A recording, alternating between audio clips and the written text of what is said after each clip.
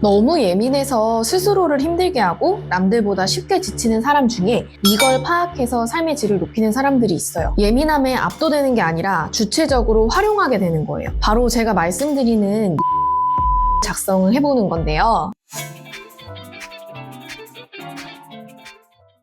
소장님, 예민한 것 때문에 불이익을 받거나 힘들었던 경험 있나요? 엄청 많죠. 우선 저는 출퇴근 시간대 대중교통 이용이 너무 힘들어요. 다들 출퇴근 시간이 힘들지만 참고 무던하게 하는 것 같은데 저는 불편하고 싫은 정도가 아니라 그냥 혼이 나가는 것 같아요. 모든 감각이 막 다 곤두서다가 또 어지럽기도 하고 답답하기도 하고, 이거랑 비슷하게 대형 마트나 쇼핑몰에 있으면요 체력이 막 훅훅 떨어지거든요. 거기에는 소음뿐 아니라 빛도 다양하고 물건이랑 사람이 많잖아요. 그래서 그런지 정신이 너무 없게 느껴져요. 이거 말고도 대인관계에 있어서도 주변인들 감정 또는 기분 상태가 빠르게 파악이 되니까 나도 모르게 그쪽으로 굉장히 신경을 많이 쓰고 있어요. 가끔 불안하기도 하고, 내 이런 부분이 조금이라도 드러나면 괜히 분위기 망치게 될까봐 겉으로는 그냥 태연한 척 있지만 사실 머릿속은 굉장히 바쁘고 또 여기저기 몸도 자주 아파요. 와, 너무 힘들 것 같은데요. 왜 예민한 사람들은 이런 일상적인 것에도 영향을 크게 받는 걸까요?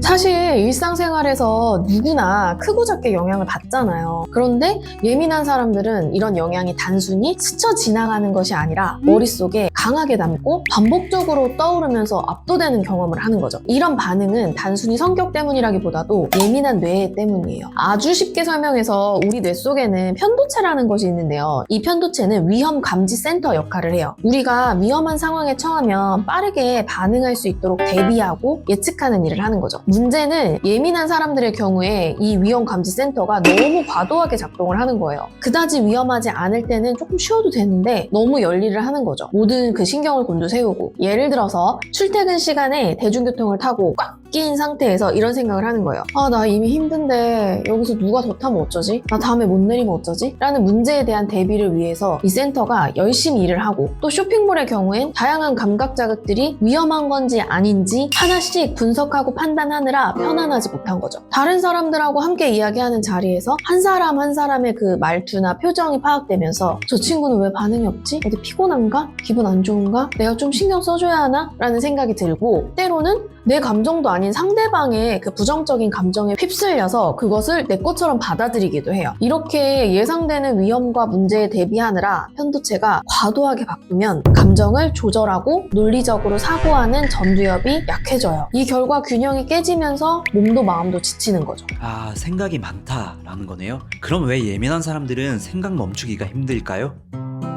네, 이 생각이라는 게 즐거운 생각이면 문제가 안 돼요. 보통 부정적인 거, 걱정되는 일, 불쾌한 일과 관련된 생각이라서 문제가 되는 건데요. 낮에 있었던 묘하게 기분이 나빴던 일이나 앞으로 벌어질 일 중에 걱정되는 것이 떠오르면 예민한 사람의 뇌는 이걸 해결하기 위해서 계속 분석하고 정리하고 판단하려고 해요. 이 문제가 안전하다, 유해하다, 대비가 가능하다라는 결론을 내리려고요. 이걸 인지적 종결 욕구라고 해요. 예민한 뇌일 경우에 그 한치의 오차도 없이 완벽한 안정과 종결을 추구하기 때문에 하나 해결하면 그 다음 예상되는 문제, 그 다음 문제 하는 식으로 계속 새로운 상황을 찾아내요. 예를 들어 회사에서 날 너무 기분 나쁘게 한 사람이 있다고 가정해볼게요. 그 사람의 표정, 말투가 너무 기분이 나빴어요. 그 불쾌한 기억과 감정을 없애고 싶으니까 그 상황을 자꾸 곱씹죠. 그 사람 언제까지 이 회사 다니는 거지? 안 그만두나? 그럼 난 어쩌지? 근데 그 사람 나 왜 이렇게 싫어해? 내가 어떻게 하면 그런 표정과 말을 받지 않을 수 있을까? 만약 내가 이 문제를 해결하지 못하면? 그럼 난 너무 힘들어질 거고 부서를 옮겨달라고 해볼까? 다른 사람은 나를 어떻게 생각하지? 결국 퇴사가 맞을까? 근데 다른 회사에서 지금 회사에 연락해서 나 어땠냐고 물어보면 어쩌지? 아니 애초에 다른 데서 내가 일을 할 수 있을까? 라는 식으로요. 한 부분에서 발전된 이런 불쾌한 감정들이 해결을 향해 달린다기보다는 벌어질 수 있는 안 좋은 상황들을 계속 대비하느라 생각을 멈추지 못해요. 또 이런 경우도 있을 수 있어요. 예민한 사람 중에는 그날의 내 행동을 돌아보고 체크하는 분들이 많은데요. 내가 그때 이렇게 말했으면 더 좋았을 텐데, 내가 그때 이런 행동이나 유연성을 발휘했으면 더 좋았을 텐데 하는 식으로 그날의 나 또는 그 며칠 전에 내 행동과 말을 계속 생각해요. 이걸 반추사고라고 하는데요. 예민한 사람들은 부정적인 경험이나 감정에 민감하게 반응을 하고요. 이걸 쉽게 잊지 못하는 경향이 있어요. 과거에 경험한 실수나 어려움은 이들한테 강력하게 각인이 되고 시간이 지나도 반복적으로 떠올라서 자꾸 그때 기억과 감정으로 되돌아가는 거죠. 아, 이렇게 자꾸 나의 부정적인 부분을 생각하다 보면 자존감에도 영향을 미칠 것 같은데요. 예민한 사람의 자존감이 더 낮을 수도 있나요? 예민한 사람들이 모두 자존감이 낮다고 말할 수는 없지만 예민함과 낮은 자존감 사이에는 큰 연관성이 있어요. 예민한 사람이 자존감이 낮을 가능성이 큰 이유를 양육 환경, 완벽주의, 그리고 문화적 요인이라는 이 세 가지 측면으로 이해를 해봤어요. 첫째로 양육 환경인데요. 먼저 예민한 아이들은 어릴 때부터 많이 울고요. 요구가 많아요. 겁도 많고 소심해 보이기도 하죠. 이런 기질은 양육자에게 굉장히 큰 부담으로 느껴질 수 있어요. 이런 모습들이 보호자를 신체적, 정신적으로 굉장히 힘들게 하거든요. 예를 들어서 아이가 계속해서 울거나 작은 일에도 불안감을 느끼면 양육자는 무의식적으로 한숨을 쉬거나 짜증을 낸다거나 피곤한 표정을 보이겠죠. 이런 반응을 본 아이는 내가 너무 까다로워서 부모님이 힘든 거야. 내가 잘못된 존재야. 라고 생각할 수 있어요. 실제로 많은 양육자들이 너 어릴 때 엄청 안 잤어. 나 또 너무 가리고 진짜 까다로웠다? 라고 말하기도 해요. 이런 경험이 반복되면 아이는 모든 문제의 원인을 자신에게 돌리게 돼요. 스스로에 대한 죄책감, 수치심, 부적절감이 생기는 거죠. 결국에 나는 누군가를 실망시키고 피곤하게 만드는 존재라는 그 부정적인 자아상을 갖게 돼요. 두 번째는 완벽주의인데요. 예민한 사람들은 자극이 많아질수록 쉽게 과부하 상태에 빠져요. 계획대로 돌아가지 않은 상황, 삶을 살면서 경험하는 그 많은 변수들 또한 이런 자극에 해당이 돼요. 이 자극을 줄이기 위해서 모든 것을 미리 정리하고 통제하면 마음이 더 편해질 거야 라는 신념이 생기는 거죠. 이건 예상치 못한 상황에 무방비로 놓이게 될 두려움에서 해방되고자 하는 일종의 생존 전략이에요. 예를 들어서 발표를 준비할 때 모든 자료를 몇 번씩 확인하고 받을 수 있는 모든 질문에 대비하려고 하는 것도 이런 맥락에서 이해할 수 있어요. 그러다 보면 스스로에게 높은 기준을 적용하게 돼요. 이 기준은 내가 완벽해야 한다 하거나 다른 사람에게 피해를 주면 안 된다는 생각으로 이어질 수 있어요. 이렇게 이상적인 기준에 맞추지 못하는 상황이 생기면 스스로 자책하고 수치스러워하게 되죠. 결국에 낮은 자존감에 일조하는 사고방식을 갖게 되는 거예요. 마지막으로 세 번째, 문화적 요인이에요. 우리는 표현을 자제해야 된다. 조용히 있으면 중간이라도 간다. 좋은 게 좋은 거다. 와 같이 자신을 드러내지 않고 개인보다는 집단을 중요하게 여기는 문화에서 자랐어요. 이러다 보니까 개인이 느끼는 감정이나 감각을 표현하는 게 어렵고 표현하지 않더라도 다른 사람과는 다른 걸 느끼는 것 자체가 잘못된 것처럼 생각될 수도 있어요. 나는 왜 이렇게 까다롭지? 왜 나만 이 문제에 신경이 쓰이지? 라면서 자신을 부정적으로 바라보게 되는 거죠. 이러한 영향의 결과로 자기에 대해 긍정적 생각을 갖는 게 어려울 수 있어요. 소장님, 그럼 예민한 사람들만이 가진 특별한 장점도 있나요?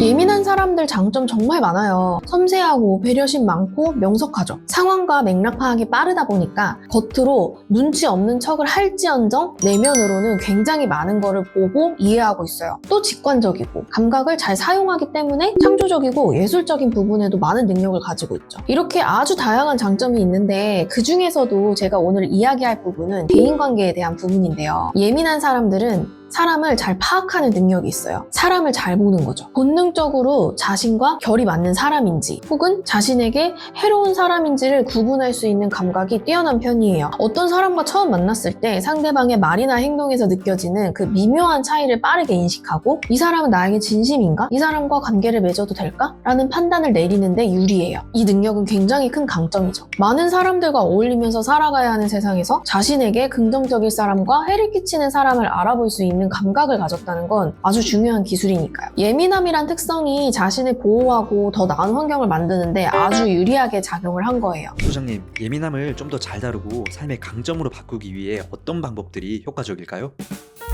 예민함을 강점으로 만들기 위해서는 내 예민함의 전문가가 돼야 해요. 단순히 나는 예민한 사람이야 라는 수준에서 멈추는 것이 아니라 내가 느끼는 예민함의 강도, 버틸 수 있는 정도, 특히 못 참겠는 감각과 같이 나만의 예민함을 명확히 알아보는 거죠. 이런 것들을 알기 위해서 체계적으로 정보를 모으고 내 예민함을 분석하는 과정이 필요해요. 예민한 사람이 노력한다고 둔감해질 수 없어요. 예민함은 익숙해진다기보다도 견디는 것에 가까워요. 예민한 사람은 평생에 걸쳐서 내가 어떻게 하면 덜 예민할 수 있을까? 내가 좀 더 편안하려면 어떻게 해야 할까에 대해서 생각해요. 예민함을 다루고 살아가는 데에 다양한 방법이 있겠지만 오늘 저는 나의 예민함을 체계적으로 이해할 수 있는 방법을 말씀드릴게요. 예민함에도 패턴이 있어요. 특정 자극에 더 과도하게 지치고 스트레스 조절이 안 되는 거예요. 이 자극을 자세히 분석하면 비슷하게 묶이는 것이 있을 것이고 그게 패턴이 되는 거예요. 이 패턴을 찾기 위해서 제가 6가지 체크 요소를 가지고 왔어요. 상황, 자극 유형,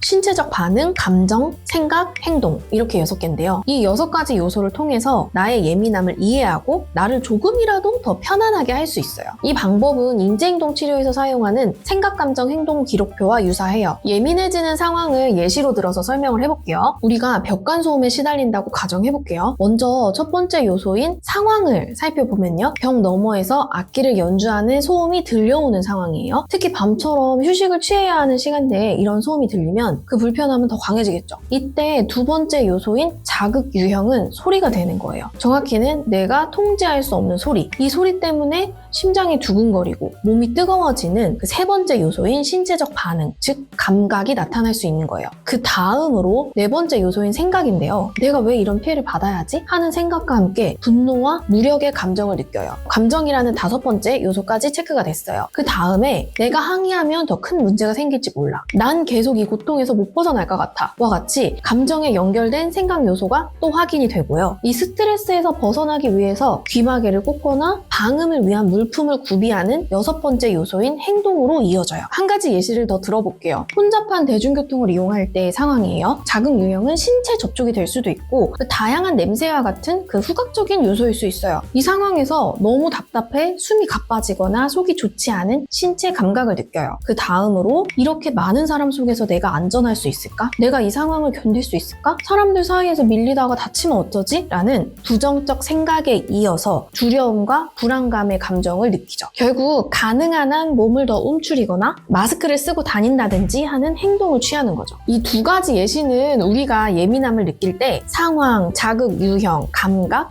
감정, 사고, 행동이라는 요소가 서로 연결되어서 작용한다는 걸 명확히 알 수 있어요. 특정 자극을 차단하기 위해서 당장의 행동에 변화를 줄 수도 있지만 애초에 나에게 이 자극이 이렇게까지 힘들어지는 생각과 감정의 뿌리를 아는 것도 도움이 돼요. 여기서 특히 중요한 건 감정과 신체 감각을 명확히 구분해서 인식하는 연습을 해보는 건데요. 예민한 사람들은 신체 감각에는 민감하지만 감정을 명확히 구분해내는 데는 어려움이 있어요. 감정과 신체는 연결되어 있어요. 예를 들어 두통이나 두근거림에 신체 반응을 느낀다면 단순히 몸만 불편한 게 아니에요. 그 이면의 감정을 찾아서 그 안의 욕구를 알아차릴 수 있어야 돼요. 이렇게 다양하고 깊은 방법으로 나의 예민함을 이해할 때 삶의 질을 높이고 더 나아가서는 나의 예민함을 강점으로도 전환시킬 수 있어요. 처음에는 요소별로 구분해서 이해하는 게 쉽지는 않아요. 하지만 이렇게 내가 지치고 예민해지는 순간을 잘 이해하게 되면 대처와 회피의 기술이 늘어날 거예요. 내가 대비해야 할 대인관계, 공간, 시간과 같은 것에 구체적인 데이터가 점점 쌓이는 거죠. 이걸 매일 매순간 하는 건 당연히 힘들고요. 나에게 아주 힘든 자극이나 상황이 있었다면 한두 가지를 가져와서 생각해 볼 수 있겠죠. 혼자서 하기 너무 어려우면 심리 전문가와 함께 나만의 예민 매뉴얼을 만들어 보는 것도 방법입니다.